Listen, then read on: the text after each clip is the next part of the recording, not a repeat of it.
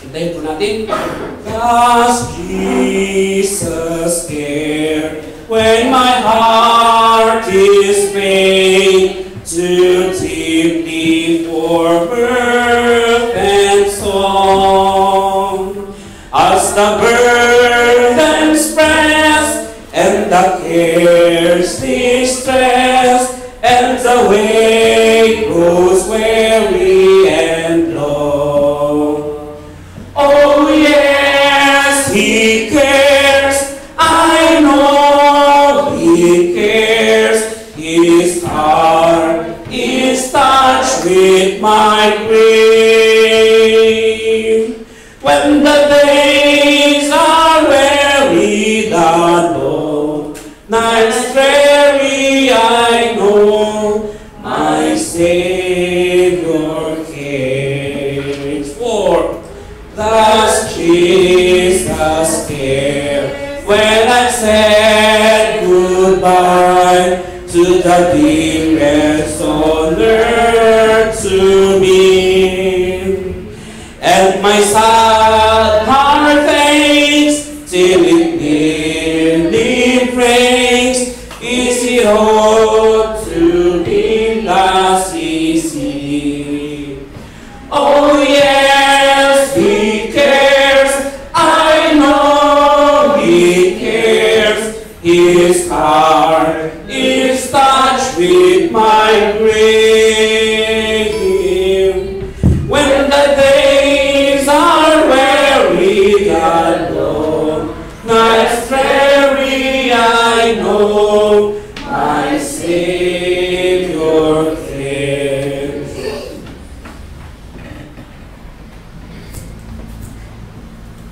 Let's bow our heads and have a holy prayer. Almighty Father, thank you for this life that you've been giving to us. And thank you this great opportunity that we've gathered here and to give praise and glory your name. Lord, thank you for those men whom you're going to use today as your instrument, for sharing those words and we're going to study. Lord, give us the courage and open our hearts so we could understand it more and we could apply to our daily life. Lord, thank you for love and your love that you have sent your Son, Jesus Christ, to this earth to die on the cross and wash away our sins and give us eternal hope for salvation. Lord, we humble down ourselves and asking for forgiveness for all the transgressions we have committed, and give us also the courage that we might forgive who those sins against us. In Jesus we might pray. Amen. Ano na po yung ating pong pag-aaralan sa Book of Ephesians at tayo po ay nandun na po sa chapter 2 ano po ng Book of Ephesians.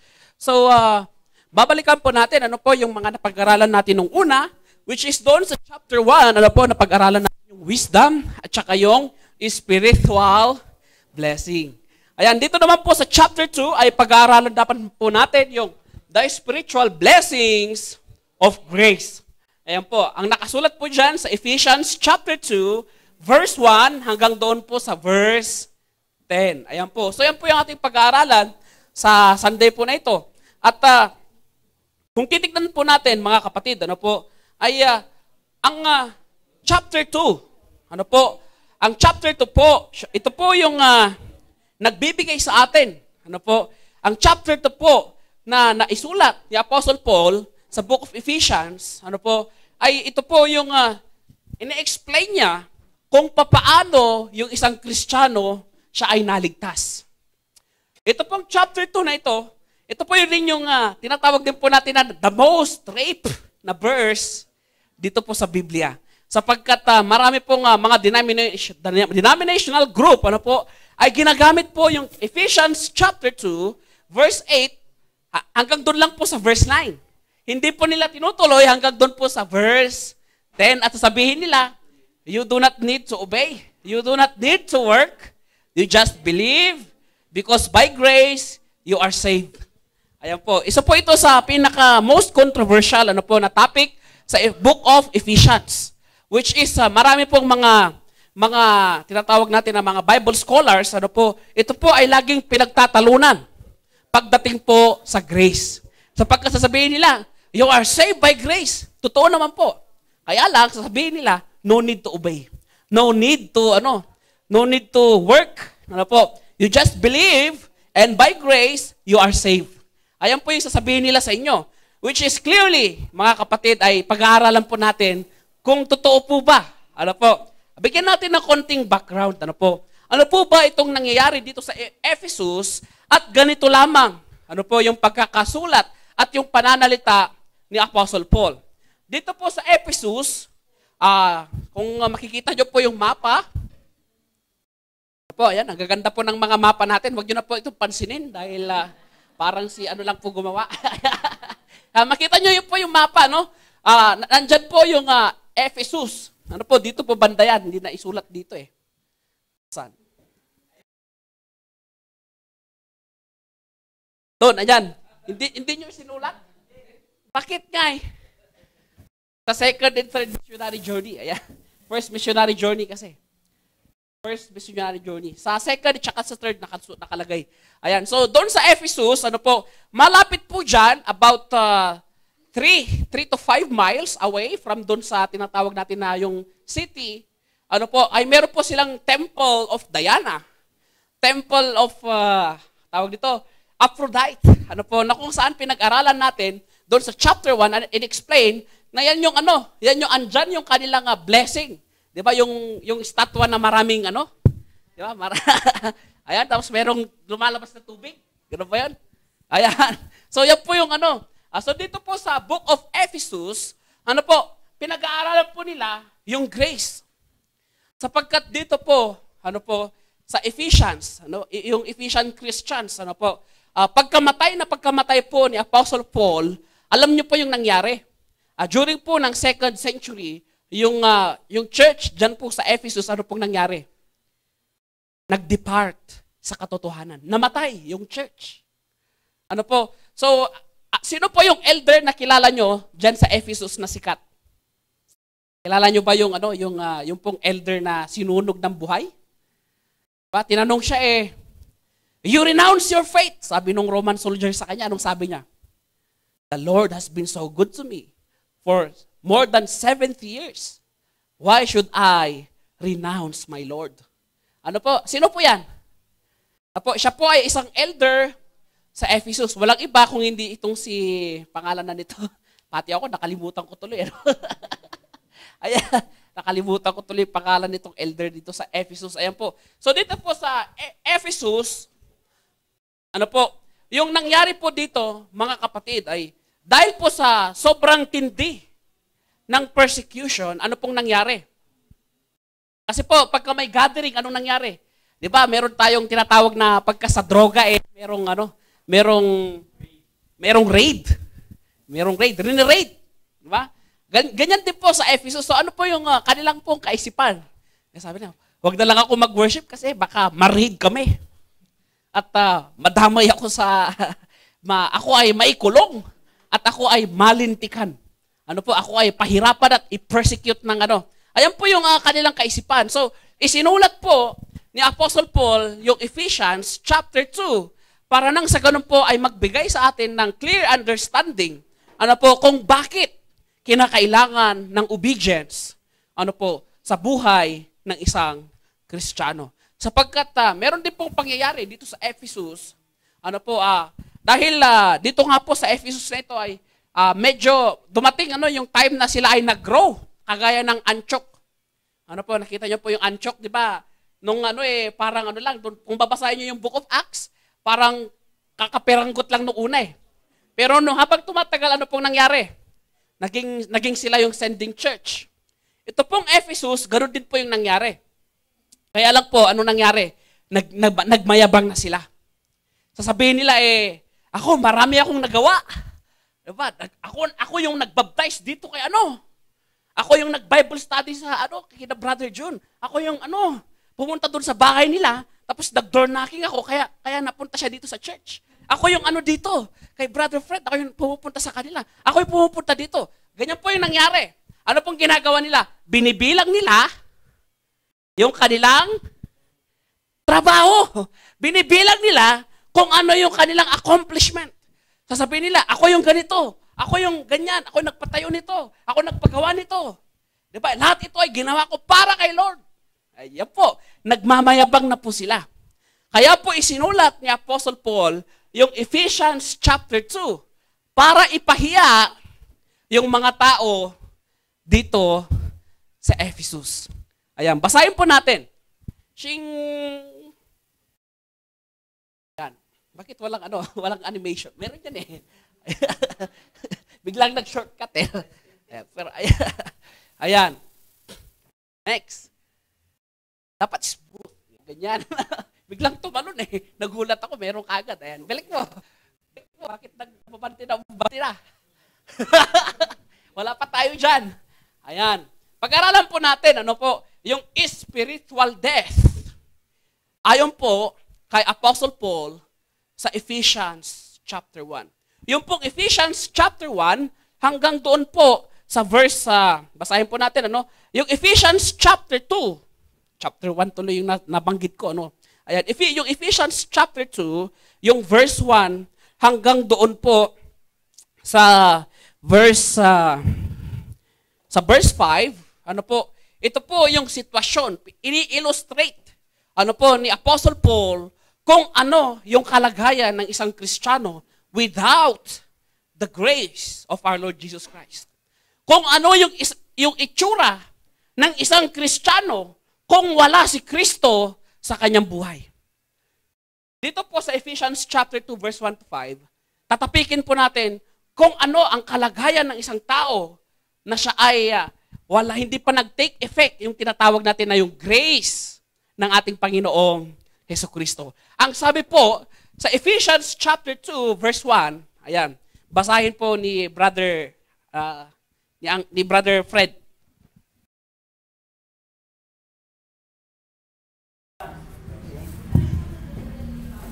As for you, you were dead in your transgressions and sins. Ayan. Sabi po dito, you are dead. Bakit? Because of your transgressions and because of sin. Ano pong sabi ni Apostle Paul sa Romans chapter 6, verse 23? Ti supapak ti basol ket patay. Ba ipapatay, di ba? For the wages of sin is death. Ang sabi po ni Apostle Paul, ikaw ay patay. Di ba? Ano po ba ang ibig sabihin ng patay? Walang hininga. Walang hininga. Hindi gumagalaw. Kasi patay, Ayan. Ano po ba ang ibig sabihin ng death? Ang death po sa Greek ay isinulat po ito na thanatos. Thanatos. Ano ba ang ibig sabihin ng death? Ayan, bakit naging ganyan? Ayan. So, tignan po natin, yung Ephesians chapter 2 verse 1, ang sabi niya, without the grace of our Lord Jesus Christ, you are dead.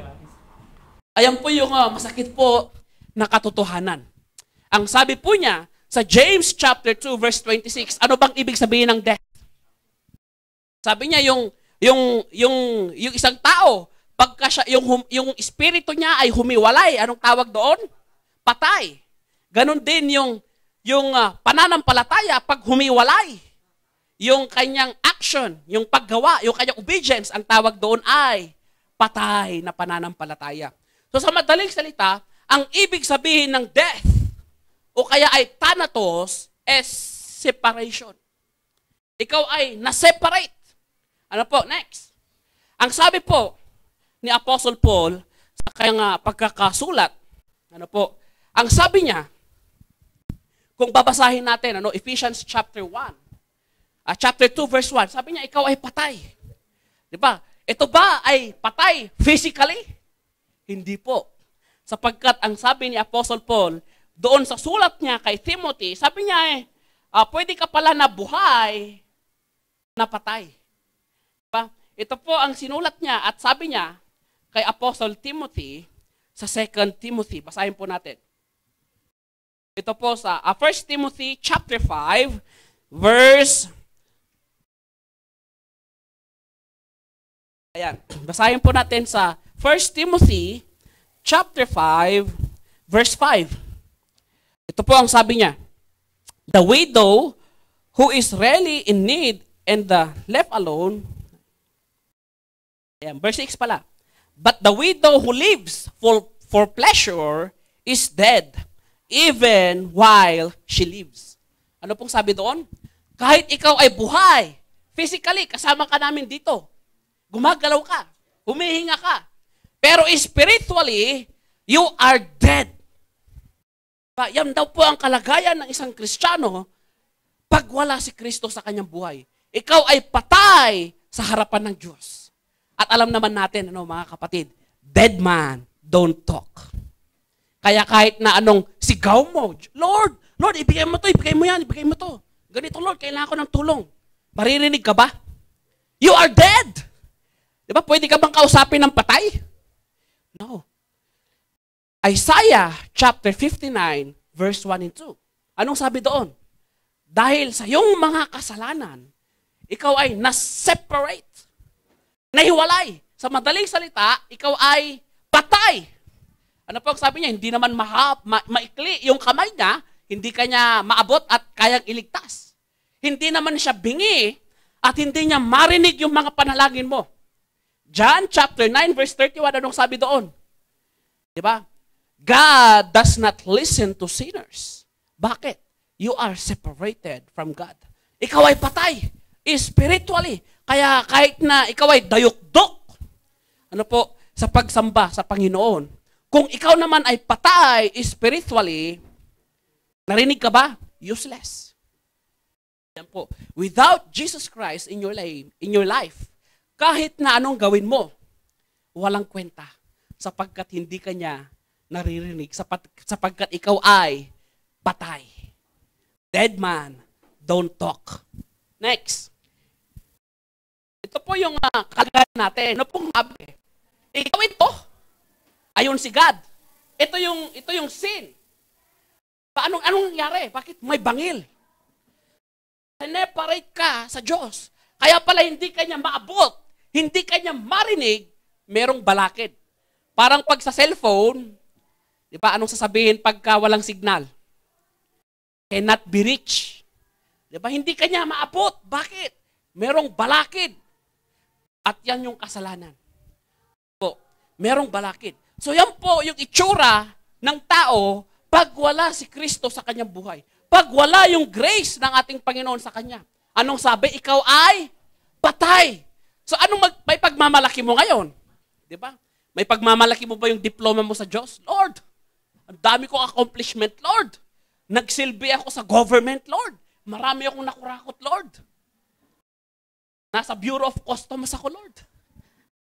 'Di ba? Hindi. Ikaw ay patay sa harapan ng Diyos. Kaya kahit na anong gawin mo, hindi ka niya marinig. Kaya kahit mag-sinner's prayer ka ng pagkahaba-haba, hindi ka niya marinig sapagkat dead man don't talk. Next.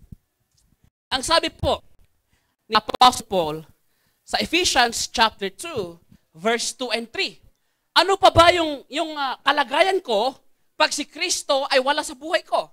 Anong sabi doon? You are living in sin. Sa madaling salita, ikaw ay sa demonyo pa. Living in sin. Nabubuhay sa kasalanan. Sa madaling salita, ikaw ay nandoon pa sa kadiliman. You are lost. Ang sabi ni PJ ay blind of truth. Bulag sa katotohanan. Ano ba yun? Kanta ba yun? Ayan. So makita natin, ang sabi ni Apostle Paul, Ephesians chapter 2, verse 2 and verse 3. Ayan. Ipabasa natin na kay, sino may Bible dyan? Si Brother Richard. Ephesians chapter 2,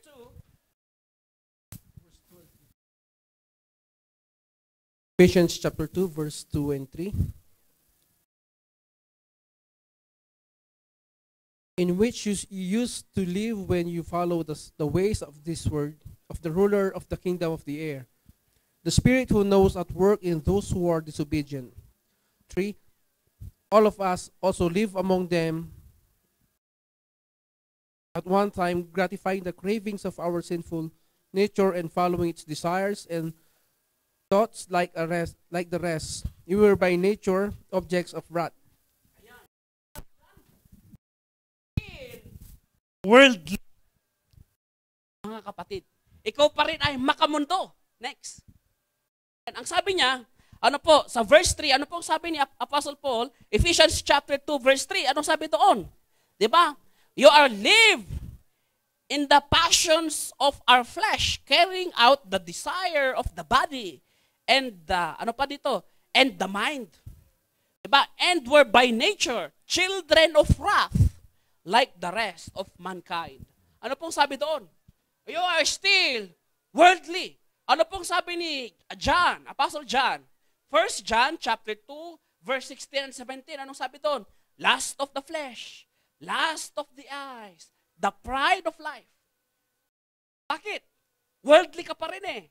Sapagkat si Kristo ay hindi pa rin nabubuhay sa'yo. You are still living in sin.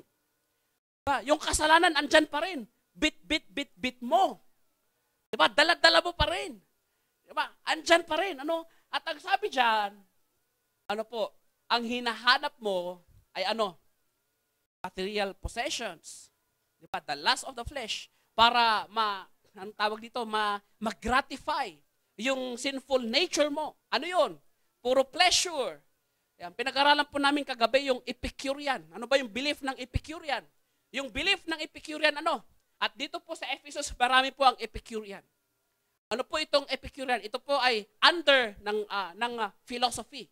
Ano po, ang philosophy nahati po sa dalawang major sect. Yung una, Epicurean, tsaka yung Stoic. Yung Epicurean, naniniwala po sila, ano po, na enable for you to attain happiness. Kung gusto mong maging masaya, anong gagawin mo? You need to please, ano po, the cravings of the flesh. Ano yun? Ano yun? Cravings of the flesh. Kailangan magkaroon ako ng 3 W. Meron po silang tinatawag na 3 W. Ano yun? Wealth, women, and wine. Kailangan, kung gusto kong maging masaya, anong gagawin ko? Kailangan maging mayaman ako. Kung gusto kong maging masaya, anong gagawin ko? Kailangan mag-party-party ako. Kung gusto kong maging masaya, anong gagawin ko? Kailangan punta ako sa beer house. At ang tawag doon, para malimutan ko yung mga problema ko. Ayan po yung belief ng mga Epicurean. At marami pong ganyan sa panahon natin ngayon. But they are still living in sin. Ano po, ang pagkakaalam nila, kung gusto mong maging masaya, kailangan maging mayaman ka. But money can't buy happiness. Ang sabi po ni Apostle Paul, ano po ang sabi niya dito? Yung hinahanap mo, sabi niya doon, yung cravings of the flesh. Yung cravings nung lust, yung katawan. 'Di ba? Ano pa? Yung lust of the mind. Yung Stoic naman po, kabaliktaran mo naman po sa kanila. So yung sa kanila, they seek knowledge. Ayan, kung gusto mo daw ng happiness, kailangan maging matalino ka. Ayan, they seek knowledge. Sila yung nagiging researchers. Sila yung magiging scientists. Ayan, karamihan po, Stoic. Ayan po, so makita natin, yan po yung grupo ng tao na nandito sa Ephesus. At dinibati yan ni Apostle Paul nung pumunta siya dyan. At marami din dyan doon sa Acts chapter 17, di ba? Yung mga maraming idols. Yung mga maraming philosophers. Hindi po ako yun, ha? Di ba? Aris po ako. Hindi po ako philosophers. Kasi baka mga sinful yung mga yun, eh. Ayan. So, ayan po, no? Yung kanilang kaisipan, para maging masaya pala ako, kailangan maging mayaman pala ako. Enable for me to maging masaya sa buhay na ito. Maging successful, kailangan pala marami akong babae. Enable for me to become successful, kailangan every day is party. Ayun, yun nasa isip niya eh. Diba kailangan araw-araw may party? Para wala tayong problema. Ganun po, ano? Siya ay nabubuhay sa kasalanan. Yan po yung pagkakasabi ni Apostle Paul. Pag yung grace ng ating Panginoong Hesukristo wala pa sa'yo, hindi pa nag-take effect sa'yo, ano daw sabi niya? You are still living in sin. At yung kasalanan mo, bit mo pa rin. Next. Ang sabi po niya, kung ikaw ay isang worldly, diba, ang sabi ni Apostle Paul, Ephesians chapter 2 verse 2, you are of the devil. Ano pong sabi ni Jesus Christ? John chapter 8 verse 44, mga sinungaling kayo, sabi niya. At ang tatay nyo, sino? Ang tatay nyo si Satan. Kayo yung mga anak ni Satan. Mga demonyo kayo. Yun ang sabi ni Jesus Christ. Ano po? So kung tayo pala, mga kapatid, yung grace pala, ano po, kung yung cross ng ating Panginoong Hesukristo, hindi pa nag-take effect sa buhay ko, anong sabi? Ikaw ay, kanino? Anak ng demonyo. Yan po ang sabi niya. Basahin natin, Ephesians chapter 2 verse 2. Sabi niya dito, which you once walk, following the course of this world, following the power of the air, the spirit that is at work, in the sons of disobedience. Ano pong tawag? Tinawag ni Apostle Paul, anak ng mga suwail. Anak ng mga pasaway. Sino ba ang tatay ng mga suwail? Hindi ba si Satan? Anong sabi ni Apostle, ni Jesus Christ? Si Jesus Christ ang nagsabi ng John 8:44. Anong sabi niya? Mga sinungaling kayo, mga suwail kayo. Ang tatay nyo hindi si Abraham. Ang tatay nyo yung demonyo. Sa demonyo kayo. Ayun po ang sabi ni Jesus Christ. Siya mismo ang nagsabi niyan. Bakit niya sinabi ito? Naniniwala kay Kristo eh. Anong sabi nila? Ang sabi ni Jesus Christ, anak ka ng demonyo. Totoo pala yun. Ano? Meron palang anak ng demonyo. Sapagkat si Jesus Christ mismo ang nagsabi nito. At ang sabi niya, isa kang anak ng demonyo. Sa madaling salita, ikaw ay nasa kadiliman. Sa kampon ng kadiliman. Anong nangyari? Ang sabi ni Apostle Paul, sapagkat wala kasi sa'yo yung grace ng ating Panginoong Hesukristo. Tuloy natin. Ang sabi niya, dahil ikaw ay anak ng demonyo, dahil ikaw ay kampon ng kadiliman, you are an enemy of God. James chapter 4 verse 4. Anong sabi doon? You are waging war against God. Ang sabi niya dito, ikaw ay kaaway Diyos.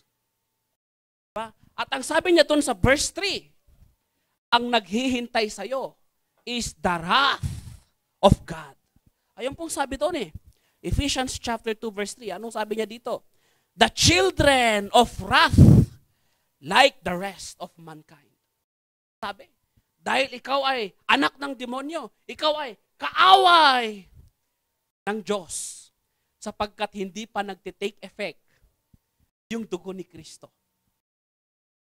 Ini-illustrate po ni Apostle Paul from verse 1 hanggang dun po sa verse 3 kung ano yung sitwasyon ng isang tao kung siya ay hindi pa nag-take effect or hindi pa siya inililibing kasama ni Kristo. Pinapaliwanag ni Apostle Paul, ikaw ito. Diba? Wala pa sa iyo yung grace. Ano ka? Sabi ko, ikaw ay patay. Ikaw ay anak ng demonyo. Ikaw ay suwail. Ikaw ay kaaway ng Diyos. At ikaw ay paparusahan ng Diyos. Sabi doon, you are storing for yourself the wrath of God. Ang sabi ni Apostle Paul sa Romans chapter 2. Yun ang sabi niya.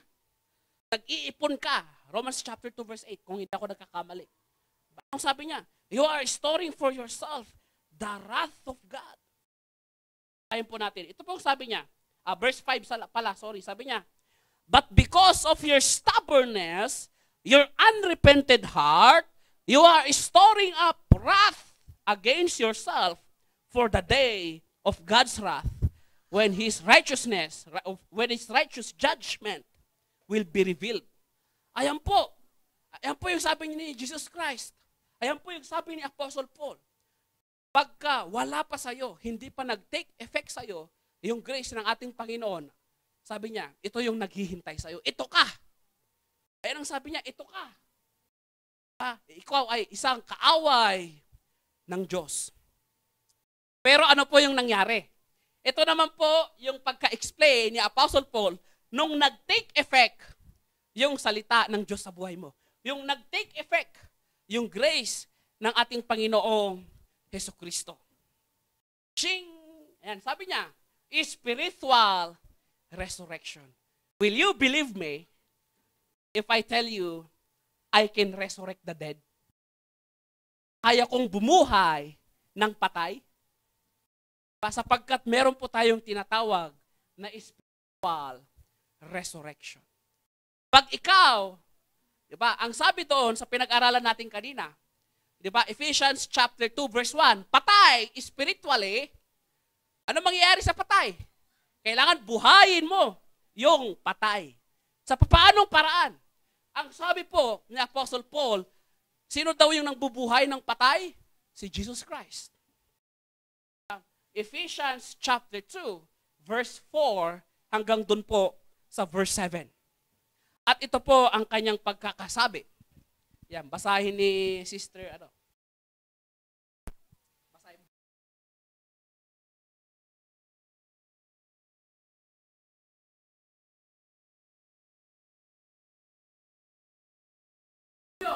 Dati, ikaw ay patay.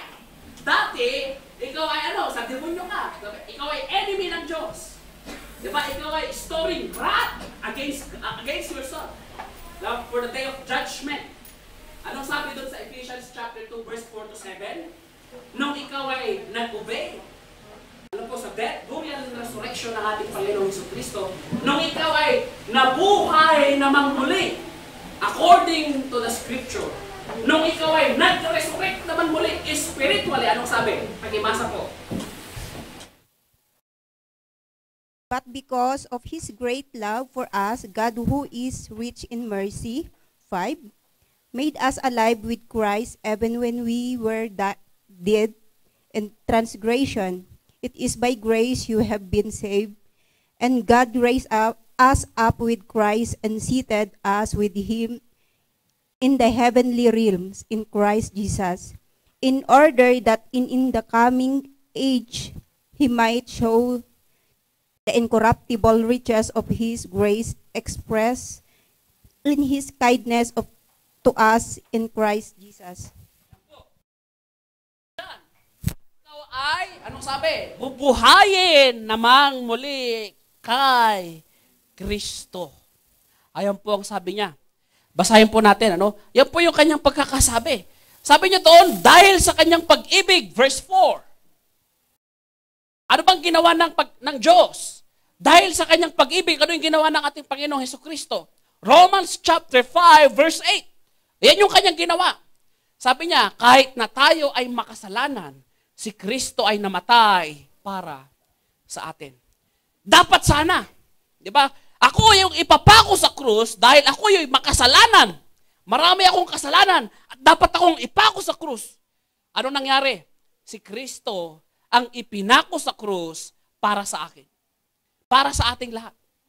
Dapat sana, mga kapatid, tayo yung parusahan. Pero anong nangyari? Dahil sa pag-ibig ng ating Panginoong Hesukristo, anong nangyari? Siya ang ipinako sa krus, imbis na tayo ang mamatay para sa ating mga kasalanan. Parang utang no? Halimbawa, nangutang ako. Wala akong pambayad. Buti na lang andyan si Kristo. Siya yung nagbayad sa ating mga kasalanan. Jesus paid it all. Para sa atin. Diba? Yan po yung kanyang ginawa. At yan po yung sinasabi ni Apostle Paul sa Ephesians chapter 2, verse 4 hanggang doon sa verse 7. Dahil ikaw ay mahal niya, anong ginawa niya? Mahal ka ng Diyos. Anong ginawa niya? John 3:16, yung pinaka-paborito niyong verse. He gave His only begotten Son. Romans chapter 5 verse 8, Christ died for you. Kahit na ikaw ay makasalanan. At anong sabi niyan? Dahil sa kanyang pag-ibig. Anong nangyari? Dati, ikaw ay patay. Dati, ikaw ay anak ng demonyo. Dati, you are an enemy of God. Dati, you are storing yourself wrath against God. Ano pong nangyari?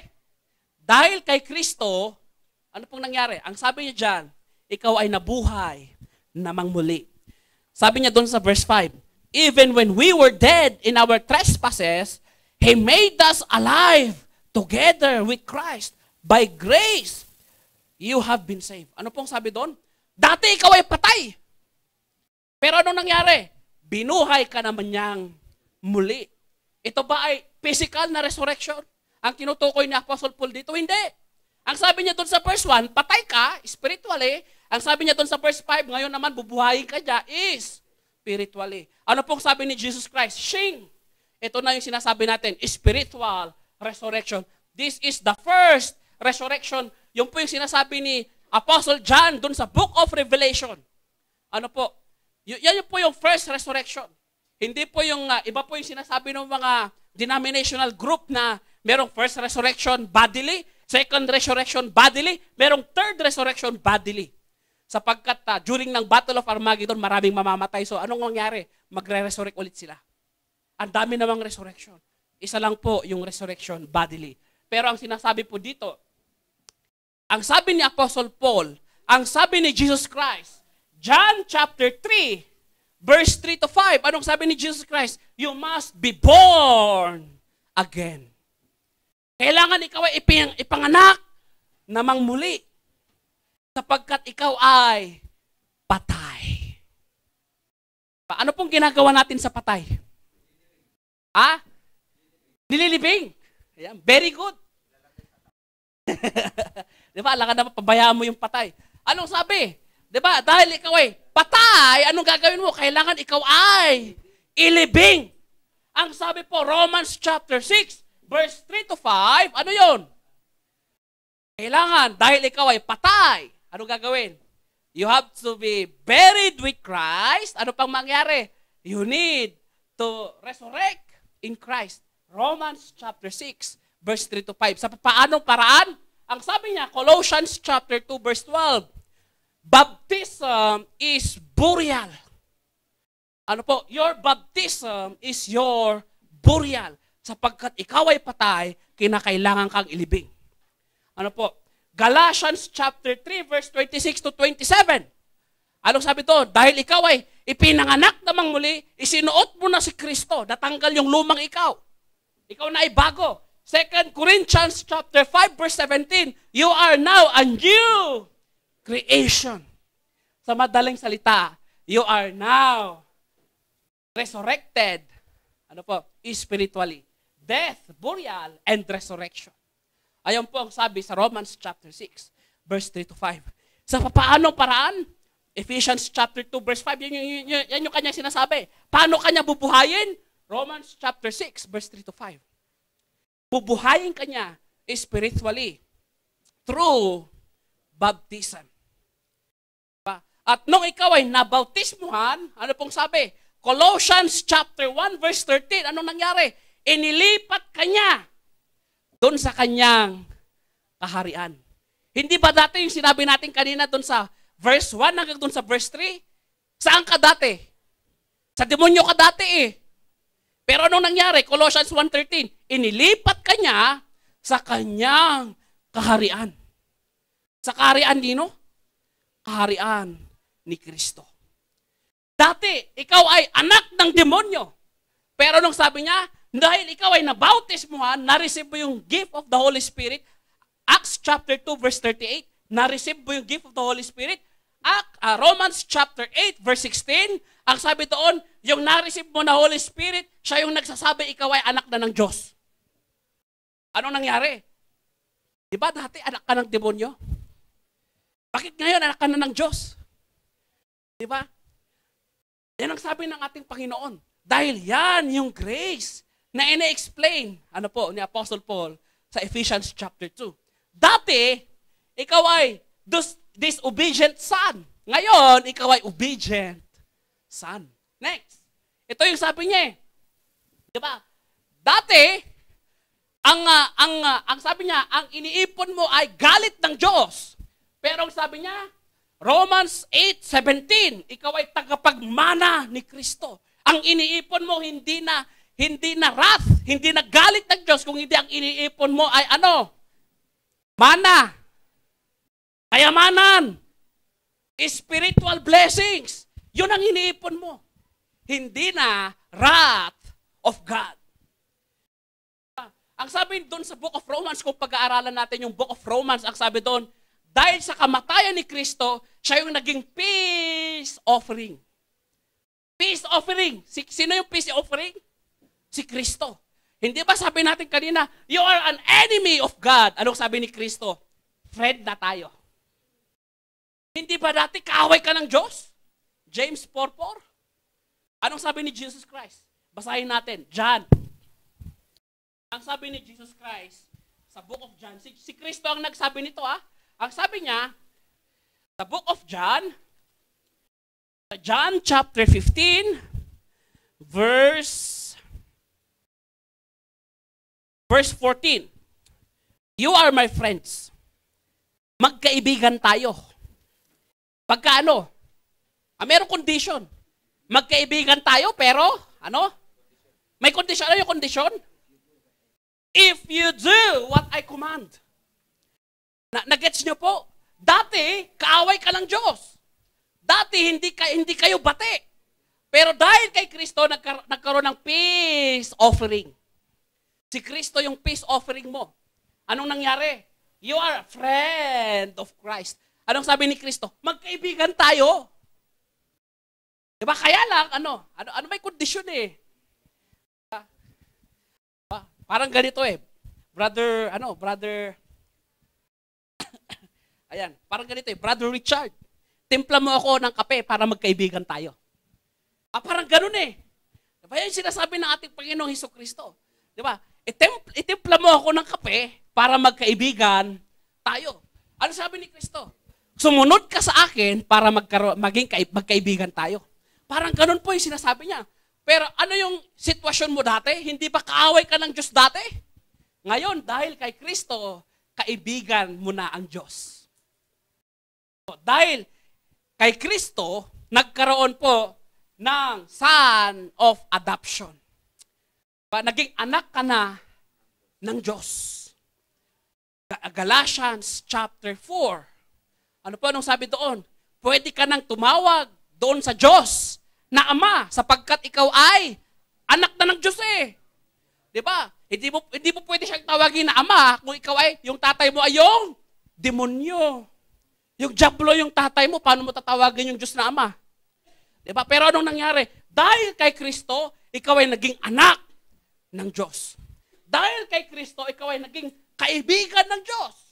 Dahil kay Kristo, ikaw ay alive. Nabuhay namang muli. Spiritually, hindi ka napatay. Dahil kay Kristo, ikaw ay tagapagmana. Anong mamanahin mo dati? Ganting palo. Pero dahil kay Kristo, ang tatanggapin mo ay ganting pala. Hindi ba grace yan? Hindi ba? Dapat ikaw ay paluin, dahil ikaw ay suwail, dahil ikaw ay makasalanan, pero anong binigay sa'yo? Lollipop. Diyan ka ng ganting pala. Hindi ba yan grace? Ano ba ibig sabihin ng grace? Unmerited favor. Hindi mo dapat tanggapin, pero ibinigay sa'yo. You are not worthy to become a son of God, to become a friend of God, to become alive in Christ, to become an heir with Christ, because you are a sinner. But because of the grace of our Lord Jesus Christ, ano nangyari? It was all possible. Anong sabi? Shing, God made a way out for you. You cannot save yourself. Pwede mo bang iligtas yung sarili mo? No. Ephesians chapter 2 verse 8 and 9. Anong sabi doon? Hindi mo kayang iligtas yung sarili. Kaya kinakailangan mo ng tagapagligtas. Kung sana yung tao kaya niyang iligtas yung kanyang sarili, hindi na dapat bumaba si Kristo galing ng langit. Kung sana, sapat na yung pagiging mabait. Titus chapter 3 verse 5. Ang sabi niya doon, hindi ka niya iniligtas dahil mabait kang tao. Dahil mabuti ka. Maraming tao po, likas na mabait, likas na mabuti. Pag nakakakita ng mahirap, pag nakakakita ng nangangailangan, pag nakakikita ng nagugutom, tutulungan niya. Pero ang tanong, ligtas ba siya? Ang sabi ng ating Panginoong Hesukristo, ang sabi ni Apostle Paul, Titus chapter 3 verse 5, He saved you not because of the good things that you have done, but because of the grace and mercy of our Lord Jesus Christ. He saved us through the washing of rebirth. Pertaining doon sa pinag-aralan natin kanina, baptism. Paano ka naging anak ng Diyos? Baptism. Paano ka nabuhay namang muli? Baptism. Paano naging heir ng Diyos? Baptism pa rin. Paano ikaw natanggal yung mga kasalanan mo? Baptism pa rin. Diba? Ephesians chapter 2, points doon po sa obedience ng ating Panginoong Hesukristo. Hindi po natin work yon. It is the work of God. Ang sabi po doon, before the creation of the world, plano niya na yan. Before the fall of man, bago ka pa ipanganak sa mundo, meron na siyang nakahandang plano para sa iyo. Ang sabi nga doon alam niya yung bilang ng buhok ko Meron pa ba, bro? Bilangin mo nga. Ang sabi ng ating Panginoon, alam niya. 2 Timothy chapter 1 verse 9. Diba, hindi mo kayang iligtas yung iyong sarili. Ephesians chapter 11 verse 6. Diba, pagkakaya nating iligtas yung ating sarili, sabi ni Apostle Paul, it is no longer grace. Pagka ang salvation ay sweldo, it is no longer grace. Sapagkat ang tingin po nila doon sa salvation ay sweldo, sahod. Diba? Parang ikaw pag nagtatrabaho ka, expected mo may sasahurin ka. Kasi bakit? Nagtatrabaho ka Pero hindi. Balikan natin yung history ng Israel. Yung history ng slavery. Yung bang slave, meron ba siyang sahod? Yung bang slave may sahod? Wala. You have no right. Pag isa kang slave, you have no right. You are just a commodity. You are not human. Diba? You have no possession. Even your own life is not yours. Pag ikaw ay nanganak, kanino yung anak? Sa'yo ba yun? Doon sa nagmamay-ari sa'yo.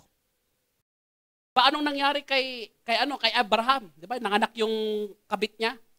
Yung servant, yung slave niya, ano nangyari? Kanino yung anak na yon? Kay Sarah yun. Bakit? Slave siya wala siyang pagmamay-ari. Ayan po yung ibig sabihin ng slave. Pag sinabi nung master, ganito gawin mo, anong mangyari? Sunod ka kaagad. Because you are a slave. Ang sabi po ni Apostle James, ni Elder James, James chapter 1 verse 1, sabi niya, I am a bond servant of Christ. Sabi ni Apostle Paul, Philippians chapter 1 verse 1, I am a bond servant of Christ. Sa madaling salita, doulos, also translated as slave. Slave. Diba? Buti nga yung aso may right. Pagka sinipa mo, nakita ka ng merong right. Kakasuhan ka. But if you beat the dog, tapos nakita ka, nabidyohan kang ganon, ano mangyayari? Kakasuhan ka, merong fine. Diba? Pero yung slave, hindi. Diba? Pagka yung master, siya ay nababagot, pwede niyang gawing punching bag. Hindi nyo ba nabasa yung history ng mga blacks sa Amerika? Yung mga itim, anong nangyari sa kanila? Hindi ba? Linalati ko pag hindi susunod, lalatiguhin. Ganyan po, slavery. Ang isang Kristiyano, they identified themselves as a slave of Christ. So therefore, you have no possession, even your life is not yours. Therefore, any accomplishment that you have is not your accomplishment. It is the accomplishment of God. Because you are a slave of Christ. Ano pong sabi doon? Ikaw ay kanyang binili. Basahin po natin. 1 Corinthians chapter 6. Ang sabi po niya, 1 Corinthians chapter 6, verse 20. You were bought at a price. Therefore, honor God with your body. Acts chapter 20 verse 28. Ano pong sabi doon? He purchased yung iglesia by His own blood. Tayo ay binili niya sa kanyang sariling dugo. Anong sabi ni Apostle Paul? So therefore, it is only proper for you to obey Christ. Ano pong sabi doon? Ang sabi po doon, yung obedience natin ay nararapat lang sapagkat tayo naman ay slave ng ating Panginoong Hesukristo. Yan po yung sinasabi niya dyan. Next. Ang sabi niya dyan, ano sabi niya doon? God provide a way out for you. Dahil hindi mo kayang bayaran yung utang mo.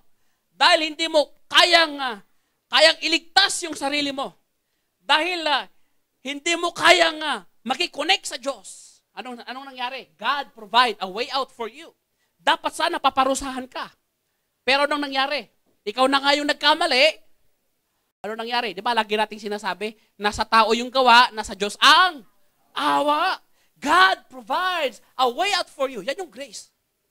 Di ba? Dapat sana, pag sa batas, anong nangyari pag ikaw ay nagkasala sa batas? Meron bang second chance? Wala! Di ba? Wala kang magagawa. If you are guilty, anong mangyari sa'yo? Ikarom at di basol mo. Babalot ka. Di ba? Ganun din po. Dapat dito. Dahil tayo ay makasalanan, dapat tayo parusahan. Pero anong nangyari? Oops!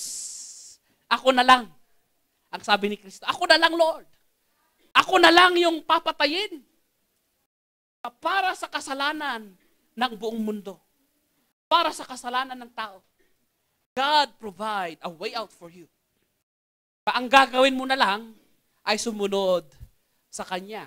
And yet hindi mo pa magawa. Ayan po yung sabi niya. Hindi ba yan grace? Dapat sana ikaw ay parusahan, pero ano nangyari? Imbis na parusahan ka, binigyan ka pa ng reward. Ikaw pa ay naging anak ng Diyos, suwail ka naman. Diba? Yan po yung sabi ng ating Panginoon. Yan ang tinuturo ni Apostle Paul. Diba? Next, ang sabi niya, Jesus paid it all. May utang ka? Binayaran ni Kristo. Diba? Yung curse, hindi ba doon sa Old Testament, pag ikaw ay disobedient, ikaw ay nag-disobey, meron kang hindi nasunod, anong mangyari? Ika-curse ka. Pero anong sabi ni Apostle Paul? Sabi niya sa Colossians, Christ became a curse for you.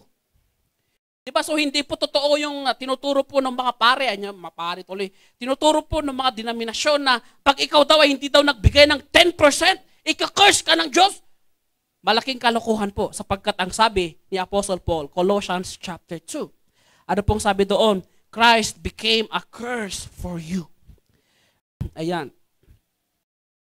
So makita po natin, Christ paid it all. Wala ka ng utang. Bayad na. So, ang utang mo na lang, ang sabi ni Apostle Paul, ay pagmamahal. Yun na lang daw ang utang natin. Next. Ang sabi po, Ephesians chapter 2, verse 10. We are the workers of God. We are the slave of God. Ano po? Yung slave ba, kinakailangan ng sahod? Hindi po. Di ba? Yung ano po yung tinawag niya, yung mga Kristiyano, workers doon sa vineyard. Ano po yung pinantawag niya doon sa mga apostles? Mga nag-harvest doon sa vineyard. Mga reapers. For the field are plenty. Kaya lang the workers are few. Yan po yung sabi niya. Ang sabi po ng ating Panginoon, God prepared a work for us in advance for us to do. Kaya lang ano po yung naging problema? Iba yung kanyang ginagawa. Ano po yung naging problema? Ano po? Iba yung kanyang sinusunod.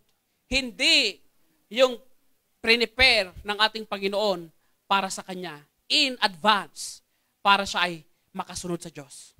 Ang sabi po dito, for we are God's workmanship created in Christ Jesus to do good works which God prepared in advance for us to do.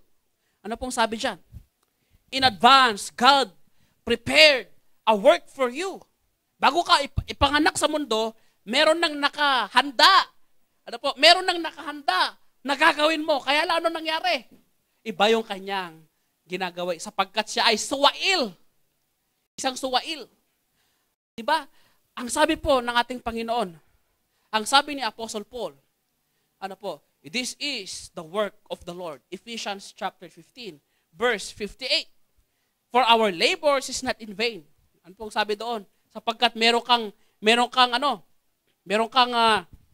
ganting pala. Sabi niya, therefore, my dear brothers, stand firm. Let nothing move you. Always give yourselves fully to the work of the Lord because you know that your labor in the Lord is not in vain. Ang tinutukoy po dito is not meritorious work. Ang tinutukoy po dito ay ano po? Ang tinutukoy po dito is obedience out of love. Bakit ba tayo nag-o-obey? 1 John chapter 5 verse 5 hanggang sa 3 hanggang doon sa verse 4. Ano po sabi doon? Bakit tayo sumusunod sa Diyos? Dahil mahal natin ang Diyos. 1 John chapter 5 verse 4 and 5. 1 John chapter 2 verse 3 and 4. Ano pong sabi doon? Diba? Dahil mahal natin ang Diyos, sinusunod natin siya. Ang sabi ni Jesus Christ, John 14:15, if you love me, keep my commandments. Hindi ito meritorious work. Sumusunod tayo sa Kanya sapagkat mahal natin siya. Hindi ito trabaho. Sapagkat pag sinabi mong trabaho yan, napilitan ka lang. Napilitan ka lang. Kasi, bakit? Kasi kung hindi mo gagawin, papaluin ka. Parang ganun lang. Ano? Ang sabi po dito, we work because we love the Lord. Hindi ito meritorious work. Diba? Next, ang pagsaserve po, ano po, ang sabi dyan, God is at work. It is not your work, it is the work of God. Next, ano pong sabi dyan? Ang sabi dyan, serving God is a privilege. Ano po? Serving God is an honor.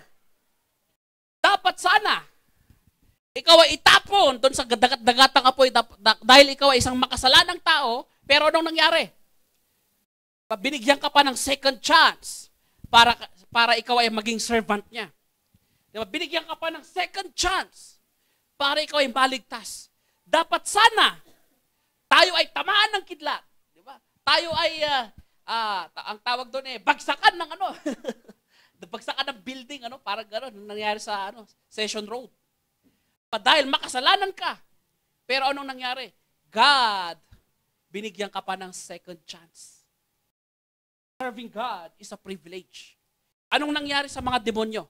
Nung sila ay nagkasala, binigyan ba sila ng privilege na mag-serve? Privilege na mag-repent? Privilege na magsisi sa kanilang mga kasalanan? Anong binigay sa kanila?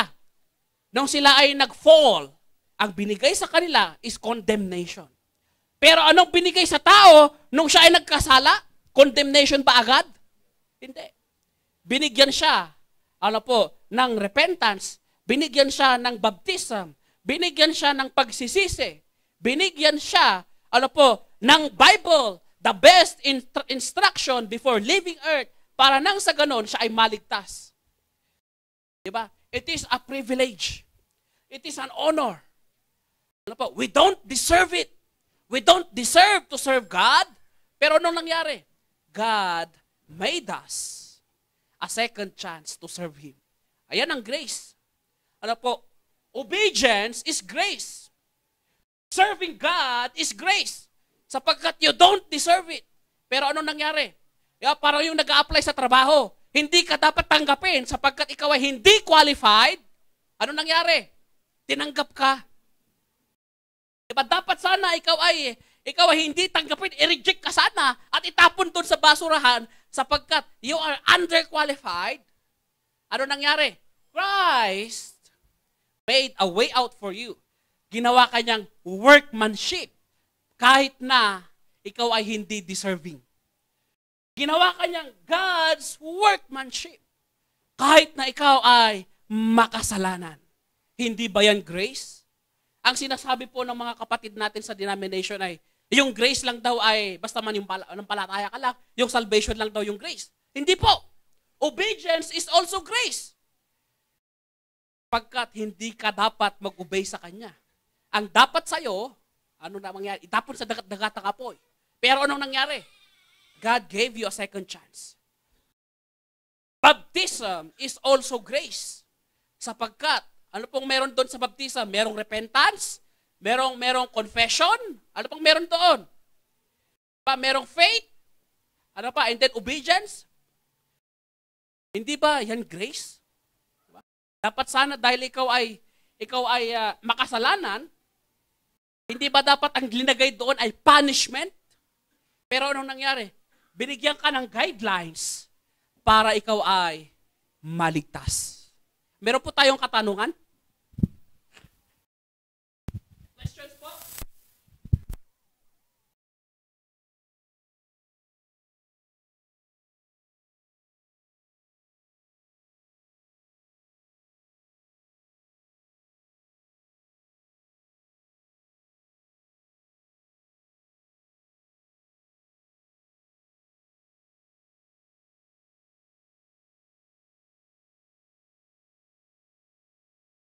Natin yung book. Kaya yung yung documents. Ayan, paperless. Ayan, because he lives.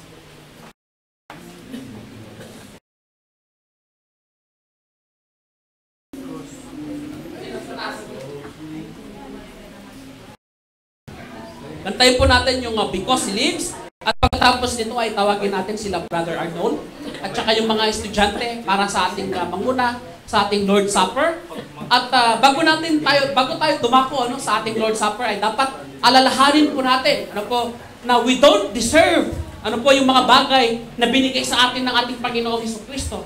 Pero si Kristo ay namatay para sa atin at ang gagawin lang natin ay alalahanin yung kanyang kamatayan para po sa atin lahat. Ayan. Alalahanin po natin ang death, burial, and resurrection ng ating Panginoon before we partake of the Lord's Supper. Pantayin po natin. God sent His Son. They called Him Jesus. He came to love, heal, and forgive. He lived and died to buy my pardon. An empty grave is there to prove my Savior lives. Because He lives, I can face tomorrow. Because He lives, all fear is gone. Because I know He holds the future, and life is worth the living just because He lives. How sweet to hold a newborn baby and feel the pride and joy He gives. But greater still, the calm assurance this child can face uncertain days because He lives. Because He lives, I can face tomorrow. Because He lives, all fear is gone.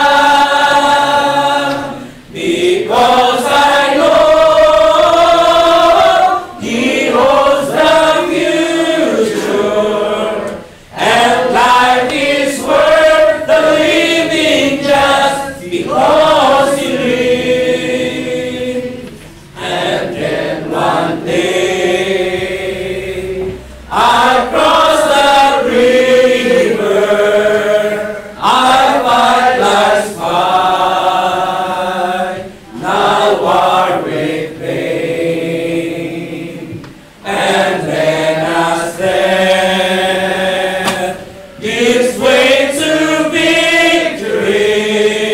I see the light of glory and I know He reigns.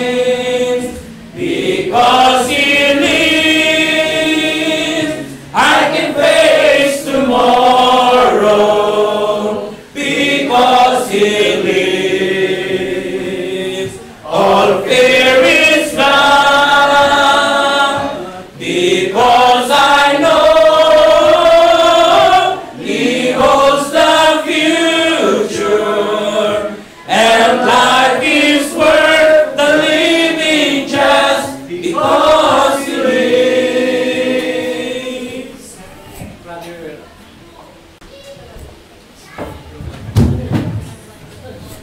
Ayan, tapos na naman po tayo. At tayo na naman po ay dadako sa napakahalagang gawain natin sa unang araw ng isang linggo upang ating alalahanin muli ang ating Panginoong Hesukristo.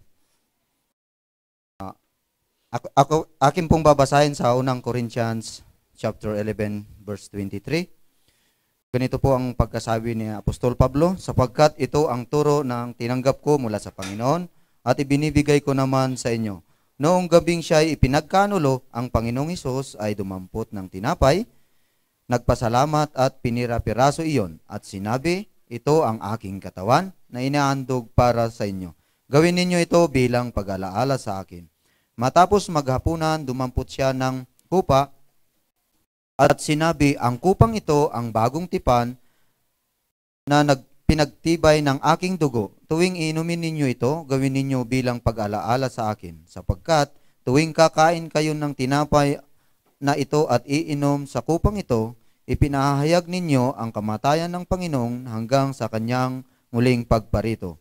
Kaya ang sinumang kumakain ng tinapay at umiinom sa kupa ng Panginoon para di nararapat ay nagkakasala sa katawan at dugo ng Panginoon.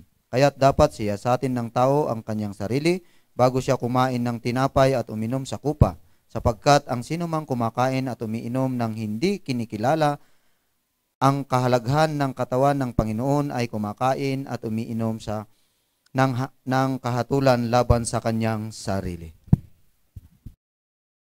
Tayo ba'y manalangin para sa tinapay? O dakilang Ama, maraming salamat po sa oras na ito. Muli Ama, nagpapasalamat po kami na muli niyo po kaming ginabayan sa aming pagpunta rito sa aming bahay panambahan upang purihit po kayo at pasalamatan sa Spirit katotohanan, Ama. Ama, muli po kami nagpapasalamat sa oras nito na gaganapin po namin ang pag-alala sa katawan ng iyong anak na Jesucristo na nagbayad ng aming mga kasalanan, Ama. Ama, narito po ang tinapay na nagpapaalala sa katawan ng aming Panginoong Jesucristo na nabayubay sa krus ng Kalbaryo upang bayaran po ang aming mga kasalanan, Ama. Nawa, Ama, bawat isa po namin sa amin na magsisitanggap nito ay maging karapat-dapat po sa iyong harapan at maging karapat-dapat po na tumanggap nito, Ama. Ama, patuloy po kaming humihingi ng kapatawaran sa aming mga nagagawang kasalanan at kakulangan. Ito po ang aming samot dalangin sa matamis sa pangalan ng aming Panginoong Jesucristo na aming tagapagligtas. Amen.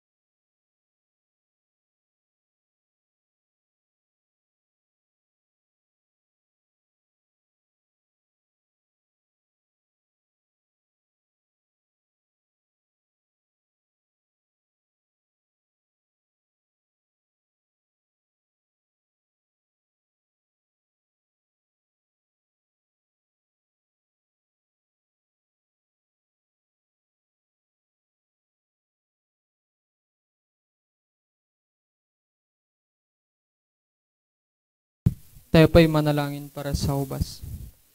Ama namin, maraming salamat, Ama, sa iyong anak, Ama, na namatay sa krus. Ama, narito po ang siyang kupa na nagpapaalala sa kamatayan ng aming Panginoong Hesukristo, na nabuhos ang dugo niya sa amin, Ama, upang mabayaran ang aming mga kasalanan. Ama, naway patawarin niyo po kami sa aming mga pagkukulang, mga nagagawang pagkakasala sa iyong harapan, Ama, sa isip, sa gawa, sa salita. Ikaw po sana, Amang, magbasbas sa kupang ito, Ama. At dalangin po namin ito sa pangalan ng aming Panginoong Hesus. Amen.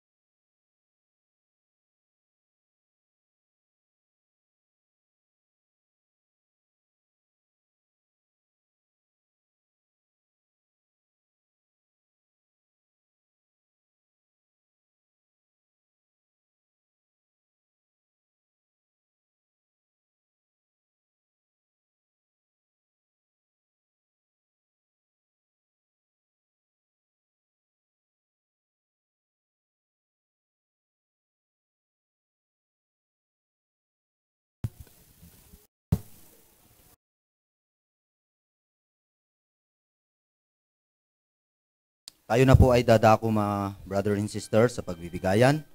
Ayan yung basahin ko po sa pangalawang Korinto, chapter 9, verse 5 to 8. Ganito po ang kanyang pagkakasabi upang lubos nating maunawaan kung bakit ginagawa natin ito. Kaya't pinapakiusapan ko ang mga kapatid na nauna riyan upang maihanda na ang tulong na ipinangako ninyo. Sa gayon, makikita na talagang kusang loob ang pagbibigay ninyo at hindi sa pilitan. Ang ibig kong sabihin, ang nagtatanim ng kakaunti ay aani ng kakaunti, at ang nagtatanim ng marami ay aani ng marami. Ang bawat isa ay dapat magbigay ayon sa kanyang pasya. Maluwag sa loob at hindi napipilitan lamang, sapagkat iniibig ng Diyos ang nagbibigay ng may kagalakan. Magagawa ng Diyos na pasaganain kayo sa lahat ng bagay, higit pa sa inyong pagkakawang gawa, upang sumagana kayo sa mabubuting gawa.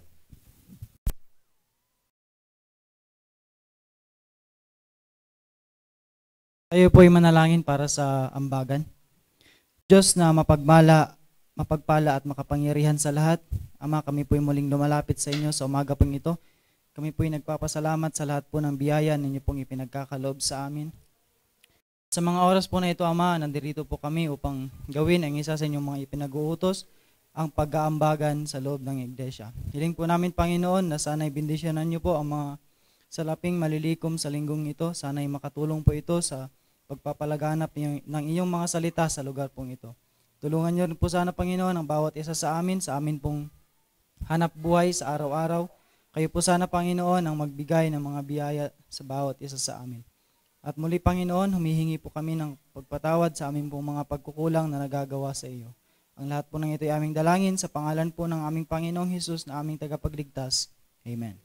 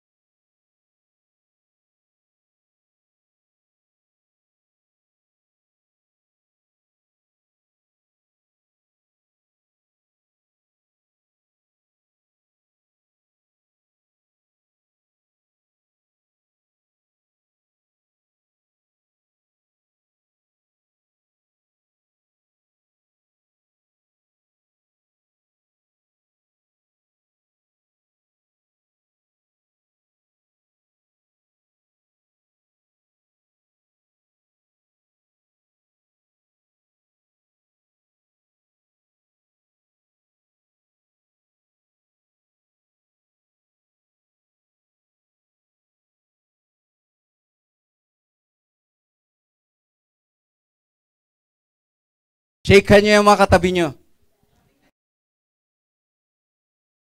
Oo. Umalis yata yung darling ko. Ayan. Alright, happy Lord's Day po sa ating lahat mga kabsat. And welcome sa NLEX, yung mga bisita natin. Ayan, at kay Kim Hai, magandang umaga sa'yo bro. Ayan, buksan po natin ang ating lesson sa umaga pong ito. Ay matatagpuan po sa Luke chapter 17, beginning from verse 1 to 8. At pinamagatan po natin itong kabsat, i-roll mo. Ayan. Recognizing for a spiritual blessing. From chapter 17 verse 11 hanggang 19.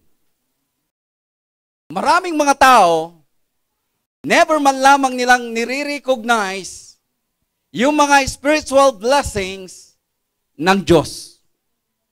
Tama, mali. Kung ulan ng ulan, ano ang sinasabi ng tao, kabsat? Nyamat, Lord.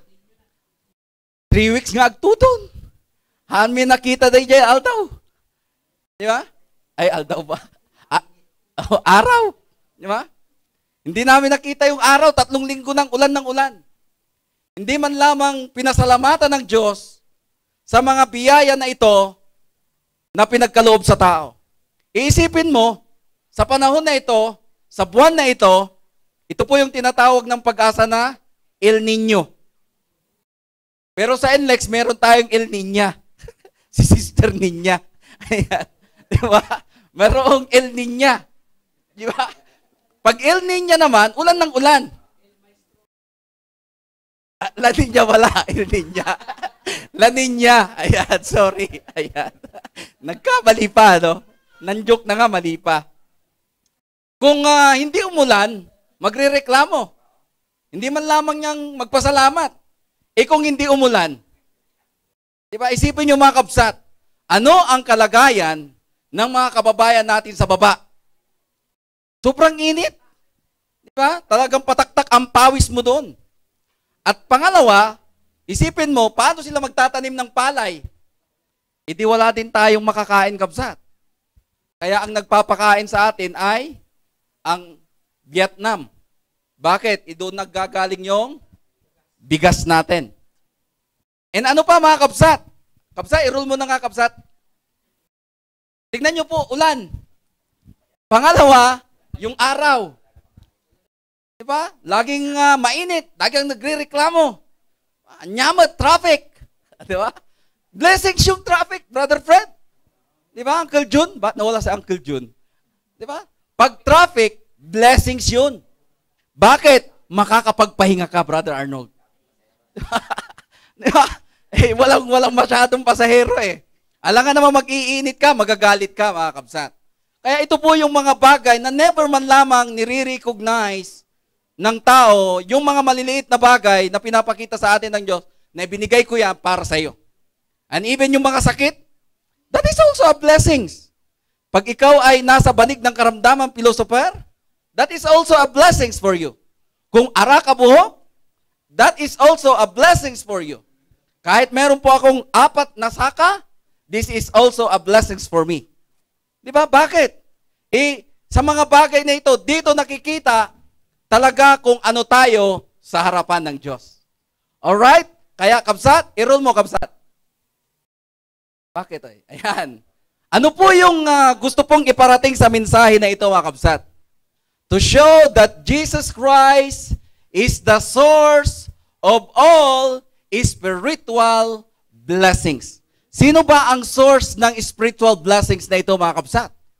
At itong lesson natin sa ating unang lesson, natalakay na ito ni Brother Philosopher eh. Di ba? Kaya nga po, basahin natin ito, mga kabsat. Let's go to Luke chapter 17, verse 11, mga kakabsat. At ganito po ang kanyang pagkakasabi dito sa aking pong version. On the way to Jerusalem, he was passing along between Samaria and Galilee, and as he entered as a village, he was met by 10 lepers. May mga kitong ito, mga kabsat, who stood at a distance and lifted up their voice, saying, Jesus, Master, have mercy on us. Isipin nyo mga kabsat, o yung mga may kitong dito na 10, di ba, malayo. Hindi pwede lumapit si Christ. Alam nyo kung bakit? Sa history ng mga Hudyo, yung mga may kitong dito, hindi sila pwedeng manirahan sa loob ng Jerusalem. Saan sila dapat? Nasa labas sila ng Jerusalem. At pansinin nyo, even Jesus Christ, nung nakita nila, never na lumapit ang ating Panginoon. Sa may ketong na ito, 10 sila. Siguro mga ang tawag dito ay asosasyon ng mga lepers. Sabay-sabay sila, Uncle John. Di ba? At kung isipin mo mga kabsat, di ba, kung sa tayo ngayon, kayo nga, kung makakita po kayo ng isang taong grasa natatakot kayo. Di ba? Kumbaga kulot-kulot ang buhok, panay grasa ang katawan. Kapag lalapit sa'yo, bigla kang tatakbo. Di ba? Di ba? Baka mamaya, anong gawin sa akin ito? Lalo na pag ako, Uncle, hindi ako makatakbo Di ba? Baka anong gawin sa akin ito? Di ba? Tapos yakap-yakapin ka pa. Nakakaish. Di ba? How much more? Blessings. Blessings din. Dito rin mga kabsat, pansinin nyo po kung ano ang nararamdaman. Isipin nyo po mga kabsat, yung feelings, yung emotion ng mga tao na ito mga kabsat, na ang tanging pag-asa na lamang nila ay ang ating Panginoon. Isipin nyo po ito mga kabsat, bakit sinabi nila sa ating Panginoon, Lord, Master. Isipin nyo yan mga kabsat, Jesus, Master. Sa ibang version yan Jesus, Lord. Di ba? Ang ibig sabihin ng Lord ay Master.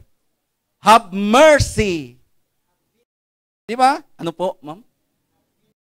Have pity on me. Have mercy on me. Isipin niyo po mga kabsat, kung gaano kaseryoso yung kalagayan ng mga tao na ito sa harapan ng mga tao. Sila ay nakakadiri. Sila ay nakakaish. Di ba? Pero ano ang ginawa ng ating Panginoon dito mga kabsat? Ipinakita niya yung kanyang spiritual na habag sa tao. Sa mga may sakit na ito mga kabsat. Kaya nga, tignan niyo po ito. Lesson ito ni Brother Ares. Next, tignan mo. Ano po ang sabi po sa Ephesians chapter 2 verse 4? Ang sabi po niya dyan, but God is so rich in mercy. Ano pa ibig sabihin ng mercy? Sabi po ng mga pumunta ng Tacloban, nung ako po ay kanilang inimbestigahan ni Brother Ed, napilaw daw si Brother Ray dahil kay mercy. Di ba? Hindi ko totoo yun, mga kabsat. Ibig sabihin ng mercy, mga kabsat, awa. Diba? Asaan nagmula yung awa? Sino ba ang may napakasaganang awa, mga kabsat? Hindi ba ang Diyos? Kaya nga ang sabi sa atin kanina sa lesson natin, ikaw ay isang zombie. Ikaw ay isang ketong sa harap ng Diyos. Ikaw ay nakakaish. Ikaw ay patay sa harapan ng Diyos. Pero, pansinin mo, ibinigay pa rin sa atin yung awa na ito. At ano yung awa? Paano ipinakita ng Diyos yung kanyang awa? Hindi ba namatay si Kristo para sa atin? Ngayon, nung namatay si Jesus Christ sa atin, mga kabsat, Ephesians chapter 1 verse 7, namatay si Jesus Christ para sa atin, at nung tayo ay naging buhay sa harapan ng Diyos, isipin mo, kabsat, kung ano ang ugali ng mga Kristiyano today. Natangsit. Mas mataas pa, mga kabsat. Mas mataas pa siya kaysa doon sa kanyang master. Mas mataas pa doon sa nagbigay ng awa sa kanya. Bakit? Inuutusan niya ang Diyos Tama, mali? Di ba inuutusan niya ang Diyos? Pag manood nga kayo sa TV, di ba, lalo-lalo na yung nagpapagaling ng isang mama, tinatawag niya sarili niya, apostol siya. Di ba sasabihin niya, gagamitin niya yung pangalan, In the name of Jesus Christ, Lord, inuutusan kita. Oh, galing ha? Galing nga, nag-uutos ka ha? Inuutusan kita, pagalingin mo tong tao na to. Ba? Sino kang nag-uutos? Tao ka lang. Servant ka lang. Diba? Kaya sinasabi po sa atin dito, mga kabsat, ipinakita ng Diyos yung kanyang tunay na habag sa pamamagitan ng ating Panginoong Hesus. That's why, it's because of this mercy of God, paano niya ipinakita, kabsat? Meron po siyang love. Love us so much. Pansinin niyo po yung word na so much. Di ba pagka nagmamahal ka, Brother Arnold? Uncle June? Ano sasabihin mo kanti training? I love you so. May kasamang so much. Very much. Sobra-sobra. Tudo-tudo. Siksik, liglig. Umaapaw na pag-ibig ng Diyos sa atin. Tama, mali? Tama po yun, mga kabsat. Kaya kayo po, di ba, sinasabi nyo po yan? Kaya ganito rin po in-express ng Diyos kung paano niya po tayo kamahal ng todong-todo, mga kabsat. That even though we are dead, ayan na naman eh. Pa tayo ay may ketong, kayo ay kaish-ish-ish. Pero sabi dito, because of our sins, He gave us life. Diba blessings yan, mga kabsat? Patay tayo pero binigyan tayo ng buhay. Dati tayo ay patay sa harapan ng Diyos, ngayon ay buhay na buhay tayo. Pag sinabing buhay na buhay, meron na tayong silbi, meron na tayong pakinabang sa harapan ng Diyos. Hindi pa nakikinabang na ang Diyos sa atin. Kaya nga sabi doon sa last na lesson natin tayo na yung trabahador ng Diyos. Dati wala kang silbi, wala kang pakinabang. Sabi sa atin, isa kang inutil. Ayaw mong sanggapin yung salitang inutil. Inutil ka, Brother Ray, dahil ikaw ay mayroong saklay. Pero ngayon, sabi sa atin ngayon, meron ka ng silbi. Bakit? Meron ka ng silbi. Kasi binigyan na kita ngayon ng buhay. It's because of the gospel of our Lord Jesus Christ na inobey natin in the first. Kaya sabi niya dito, when He raised Christ from the dead. Ibig sabihin nito, mga kabsat, paano pinakita yung pinakadakilang pag-ibig at yung pinakadakilang habag ng Diyos sa atin? Sa pamamagitan ng kamatayan ng ating Panginoon. Kaya sabi kanina, bayad na tayo. Kaya sino ang may utang ngayon? Huwag na kayong umutang, kabsat. Dahil bayad na tayo. Diba? Yan po yung sinasabi sa atin, mga kabsat. Kaya ano po ang sabi sa 1 Timothy chapter 1 verse 16? But for that very reason, I was shown mercy so that in me. Ano ba ang kalagayan ni Apostle Paul, Brother Ferdy? Ano ba ang kalagayan ni Apostle Paul? Hindi pa man siya tinawag na apostle that time. Siya ay persecutor. Siya ay nagpapahirap sa mga Kristiyano. Siya ay witness doon sa pagpatay kay Stephen. Pero ngayon sabi mo, dapat sana ay mamatay din ako, sabi ni Apostle Paul. Pero anong sabi niya? Buti na lang at nahabag ang Diyos sa akin. Buti na lang at naawa ang Diyos sa akin. Kaya, sabi ni Apostle Paul, imitate me as I imitate Christ. Nagkaroon ako ng habag, nagkaroon ng awa ang Diyos sa akin. Imbis sana ay patayin din ako. Pero sabi niya, ginamit ako ng Diyos. Diba? Kaya nga po, yung habag ng Diyos, itong mercy, itong awa ng Diyos sa atin, dapat nasa buhay din natin ito, mga kabsat. May mga tao, walang awa. Diba? Kung pupunta po kayo sa history ng Roman Empire, wala silang awa. Kahit sa ibang bansa, kahit nga sa panahon ni Hitler, 3 million yung pinatay ng mga Hudyo Naawa pa doon si Hitler? Natutuwa pa nga namamatay yung mga tao Pero yung mga Kristiyano, mga kabsat, kakaiba sa lahat. Bakit kakaiba sa lahat, mga kabsat? Dahil yung awa na pinakita ng Diyos, it's because of His love, yun din yung awa na meron din tayo ngayon. At yun yung dapat na i-recognize natin sa Diyos, mga kabsat. That is the first. Second, ano yung pangalawa? Kabsat? Ching! Yan. His spiritual healing. Diba? Ano pa ang ginawa sa mga lepers na ito? Hindi ba pinagaling sila? Ano ang sabi ng ating Panginoon? O pumunta ka doon sa pare. Alam niyo po sa panahon ng ating Panginoon, ang doktor pala noon, mga priest. Kine-check niyang mabuti kung magaling ka na. Diba? At pansinin niyo po, marami siyang ginagamit diyan na pang-aalay para i-declare ka totally magaling ka na. At pansinin niyo po mga kabsat, in our time today, maraming mga tao ang hinahanap pa rin is physical healing.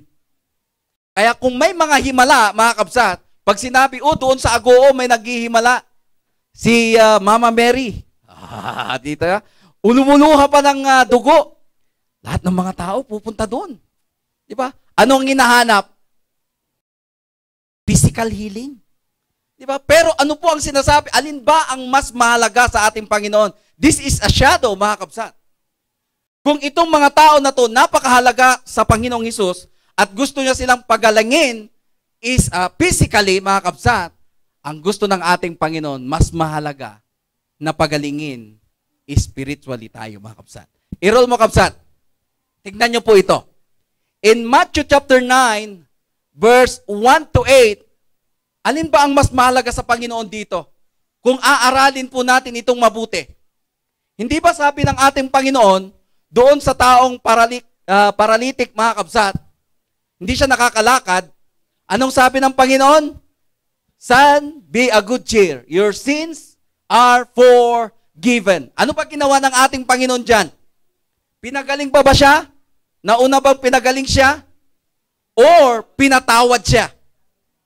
Isipin nyo ngayon, mga kabsat, kung may karamdaman tayo, kahit ako, mga kabsat, sasabihin sa akin ngayon, magaling ka na. Di ba maganda yon? Hindi ba good news yun? Makakalakad na ako eh. Pero, hindi naman ako napatawad sa aking kasalanan. Mas pilay din ako sa spiritual. Di ba? Ano ang resulta nito sa atin ngayon? Thanatos. Spiritual death. Hell pa rin ang kahatungan mo.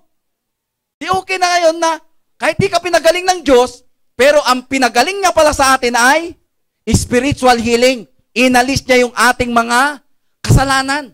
Bakit? Ipinagaling ka nga, mamaya babalik din naman eh. Sa ayaw mo't sa gusto, mamamatay ka rin eh. Alin ang mas maganda nga rod na sinasabi dito ng ating Panginoon? Yung spiritual healing. Yun ang pinaka-the best sa harapan ng Diyos. Ginamit lang itong mga miracles in the first century para yung mga Kristiyano, yung mga Hudyo, manampalataya sila. Pero now, mga kabsat, sapat ng sasampalataya tayo doon sa mga miracles na isinulat dito, mga kabsat, dahil sabi sa Romans 10 verse 17, faith comes by hearing, and hearing by the words of Christ. Sapat na yung mga miracles na naisulat nila, mga kabsat. Dahil ang mas hinahanap ngayon ng Diyos ay ang spiritual healing. Nire-recognize ba natin ito? Nire-recognize ba natin yung pagpapatawad sa atin ng Diyos? Never man lang eh. Diba? Maraming tao, never man lamang nilang nare-recognize ito.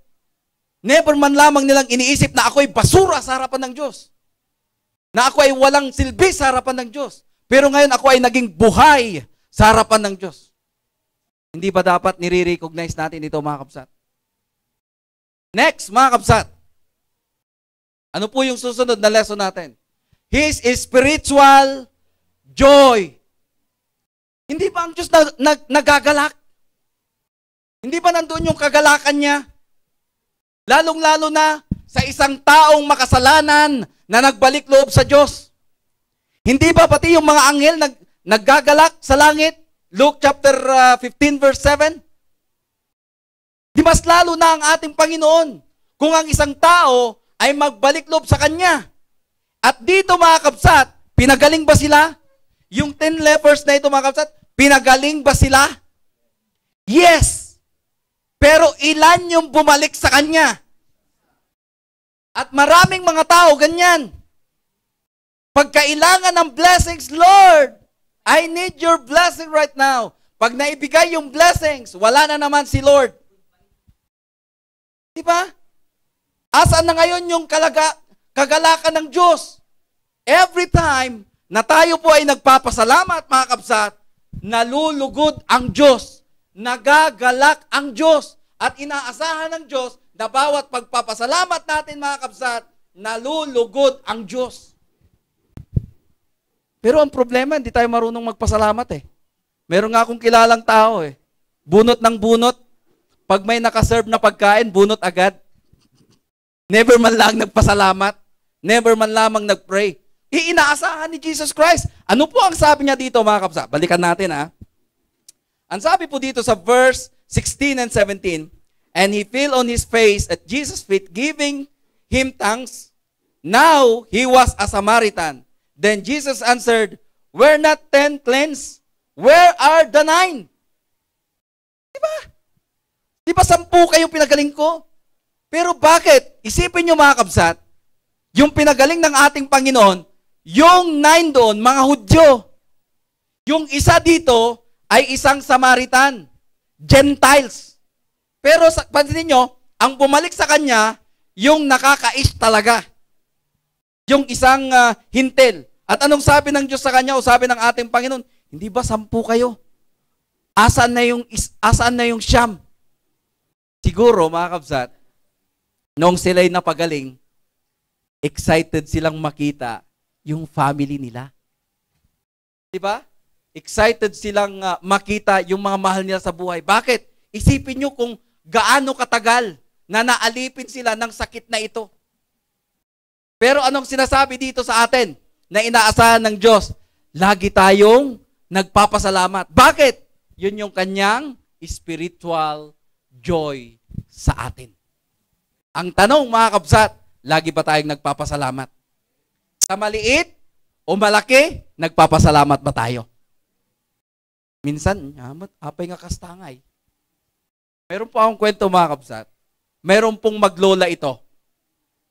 At itong lola na ito, malapit nang mamatay. Ngayon, dahil malapit nang mamatay, anong ginawa nung lola? Tawagin lahat ng mga kasambahay. Tawagin lahat yung nag-iisa kong apo. Sabi niya ngayon, yung apo po niya pasaway eh. Kaya ngayon, nandun na lahat, kasama yung attorney. Tapos ngayon, inisa-isa niya yung mga kasambahay. Ito yung mana mo. Ito yung mana mo sa sakyan. Ito yung mana mo, ito yung mana mo. Hanggang yung pinakalas, yung apo na. Ang sabi ng lola, ito yung mana mo, apo. Alam mo yung kung ang kinuha niya? Yung anirola. Anirola. Ito yung pamana ko sa iyo, apo. Anirola. Kasi pasaway ka. Alam niyo kung anong nangyari? Yung anak di man lamang niya ni-recognize yung anirola ng lola niya. Diba? Di man lamang niyang ni-recognize. Alam niyo kung anong ginawa niya? Lumayas siya. Tinakbuhan niya, nilayasan niya yung lola niya. Pinagmumura pa niya. Samantalang hindi niya alam kung ano ang laman ng anirola. Ang laman ng anirola ay titulo ng bahay nila. Ang laman ng anirola ay yung susi ng mga sasakyan nila. At ang laman pa ng anirola ay yung yung titulo ng mga kumpanya nila. See? Hindi niya na-recognize yung mga kapsat. Akala niya kasi ang laman ng anirola ay ihi. Ayan. Isipin niya, mga kapsat. Pero tayo, mga kapsat, tandaan natin yan. Small or big na blessings ito, kapsat, lagi tayong magpasalamat. Remember, Jesus is the source of spiritual blessings. At isipin nyo ngayon, mga kapsat, ano ba yung blessings na lagi ninyong natatanggap every day? Every 24/7 na natatanggap natin. Remember, Christ is the source of spiritual blessings. Sabi nga po sa 1 Timothy 6 verse 6, anong nakalagay doon? Nakalimutan ko tuloy. Basahin natin, mga kapsat.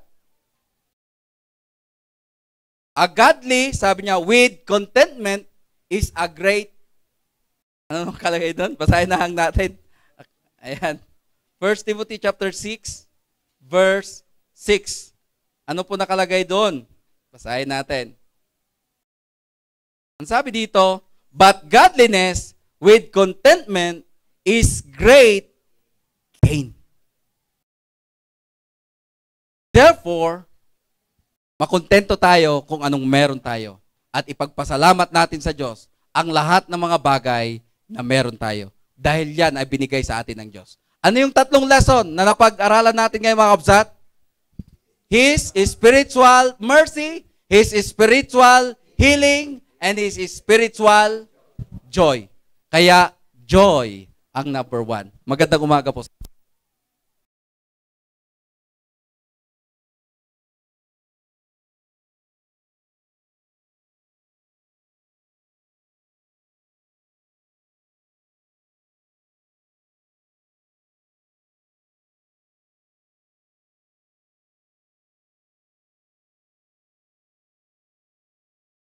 Ayan, maraming salamat sa message ng Diyos na binigay sa atin.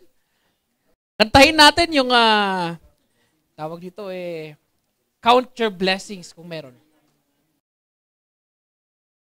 As a response doon sa ating message, count your blessings. Kantahan po natin yung count your blessings.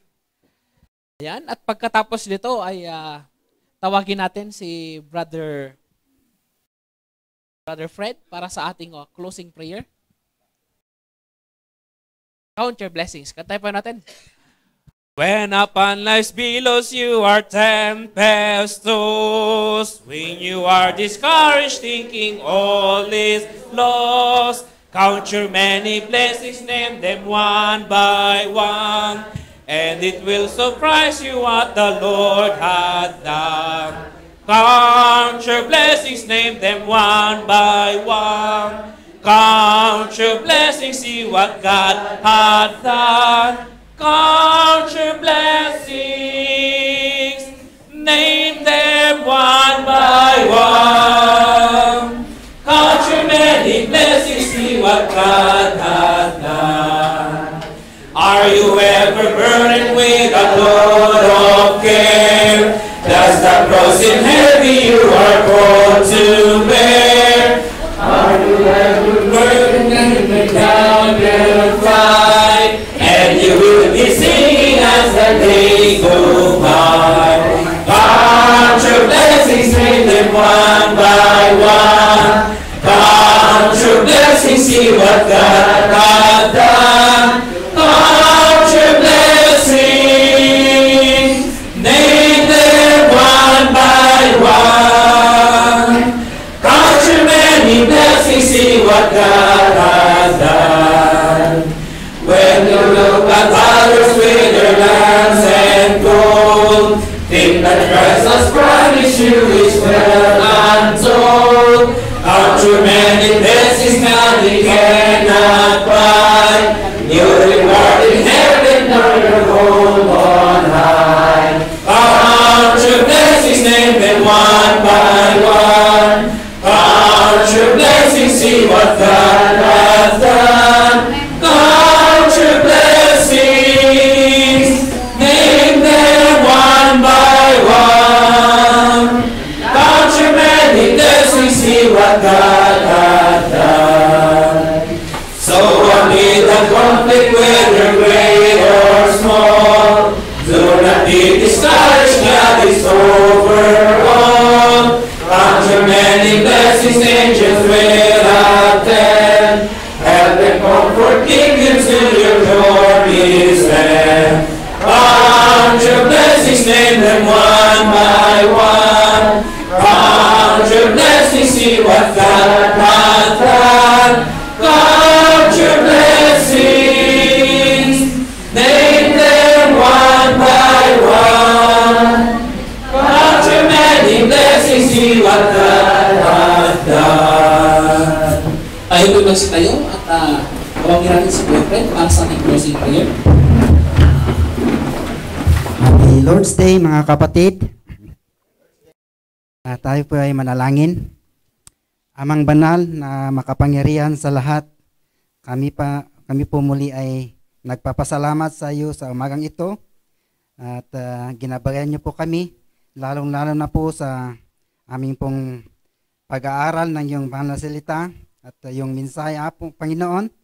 hiling po namin na inyo pong basbasan para po maitanim po sa aming puso't isipan na siya pong magsilbing kalakasan ng aming pong buhay spiritual sa aming pong patuloy na paglalakad sa iyo, Panginoon. Amang banal, maraming pong salamat. Hindi po namin masukat o hindi po namin mabilang iyong spiritual blessing na inyo pong pinagkakaloob sa amin. Pero hinihiling po namin na inyo pong silihan nyo po para po ay ito po ay maitanim po sa aming puso't isipan at maipamuhay po namin. At sa maliit naman na bagay o malaking bagay ay kami po ay matutong magpasalamat sa iyo. Maraming salamat, Ama, at maraming salamat din sa mga kapatid na inyo pong ginamit para po ay maipahayag ang iyong salita at patuloy nyo po silang bigyan ng katalinuhan na gagaling sa iyo para po ay patuloy po silang ipahayag ng salita ng maliwanag. Maraming salamat at patuloy niyo pong basbasan ang bawat isa sa amin, maging sa aming pong pansamantalang pag-iwa-iwalay ay kayo pong siyang manguna at gumabay sa aming pong pag-uwi sa aming mga tahanan. Maraming salamat. Ito pong aming samot dalangin sa matamis na pangalan ni Jesus. Amen. Amen. Announcement po, ayan. At tuloy pa rin po yung ating pong lesson sa Book of Ephesians sa spiritual blessing.